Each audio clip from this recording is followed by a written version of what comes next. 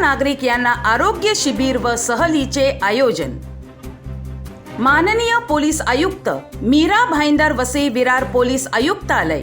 माननीय पोलीस उपआयुक्त वसई परिमंडळ 2 व सहाय्यक पोलीस आयुक्त तुळींज विभाग यांच्या मार्गदर्शनाखाली वरिष्ठ पोलीस निरीक्षक तुळींज पोलीस ठाणे श्री शैलेंद्र नागरकर, श्री सुधीर चव्हाण पोलीस निरीक्षक, श्री परमेश्वर राख पोलीस उपनिरीक्षक,